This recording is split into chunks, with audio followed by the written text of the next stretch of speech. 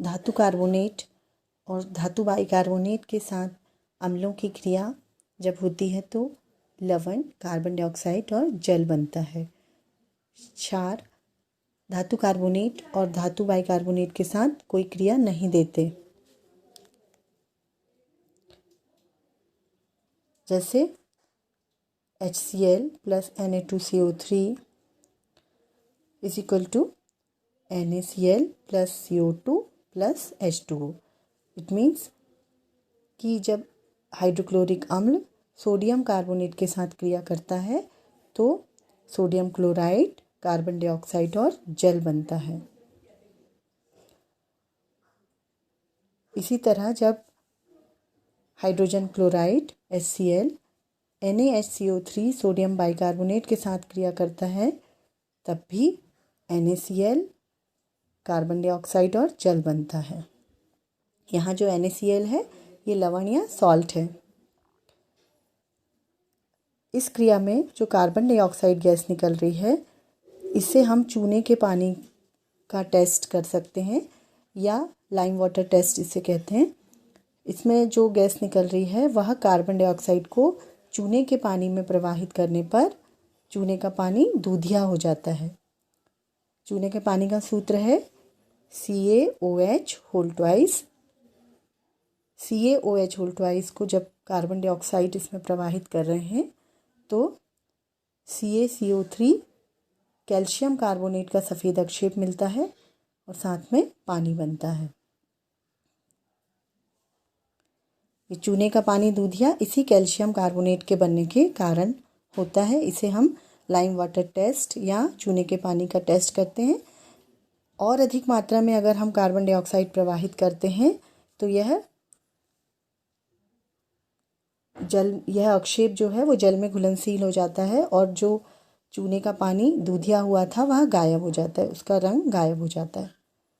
जैसे CaCO3 calcium carbonate H2O, इसके विलयन में हमने CO2 और प्रवाहित की तो ये बन रहा है CaHCO3 कैल्शियम हाइड्रोजन कार्बोनेट, जो कि जल में घुलनशील है और इसी के कारण जो दूधिया रंग बना था वो गायब हो जाता है। अम्ल और क्षार की परस्पर अभिक्रिया।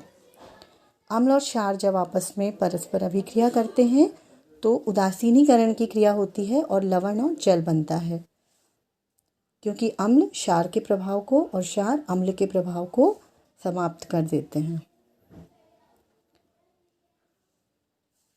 जैसे एक उदाहरण हम लेंगे, NaOH sodium hydroxide plus HCl hydrogen chloride gives NaCl plus H2O। इसमें NaCl साल्ट बना है और H2O। अगर अम्ल और क्षार की क्रिया में अम्ल प्रबल है तो अम्लीय लवण बनता है और अगर अम्ल और क्षार की क्रिया में क्षार प्रबल है तो क्षारीय लवण बनता है।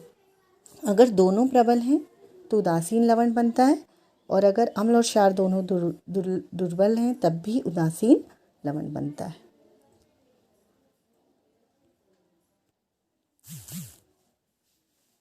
धात्विक ऑक्साइडों की अम्लों के साथ क्रिया।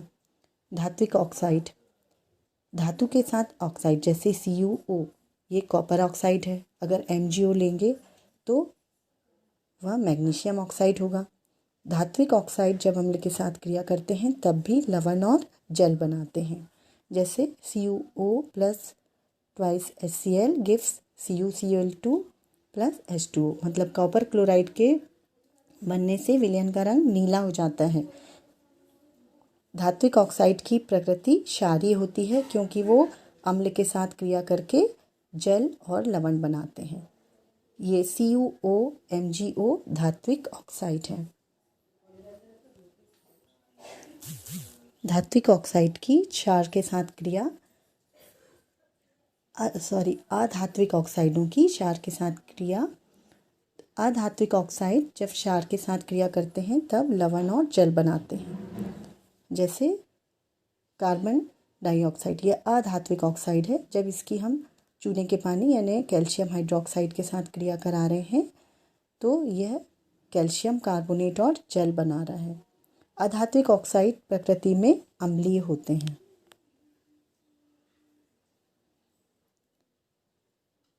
CO2 जो अधात्विक ऑक्साइड है प्रकृति में अम्लीय होते हैं।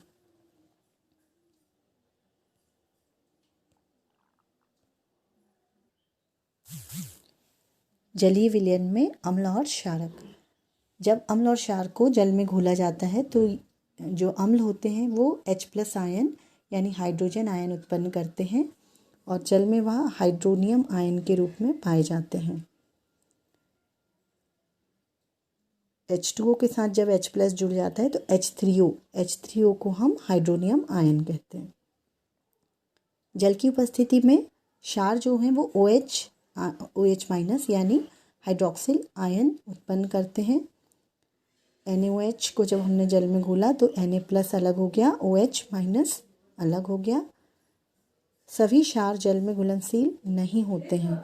जो जल में घुल जाते हैं उन्हें हम क्षार कहते हैं या अल्कली कहते हैं।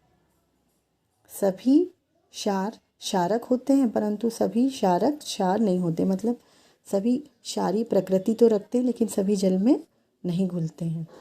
जल के साथ अम्ल या क्षार को मिलाते समय बहुत सावधानी बरतनी चाहिए क्योंकि हमेशा अम्ल या क्षार को ही जल में मिलाना चाहिए। यदि हम क्षार या अम्ल में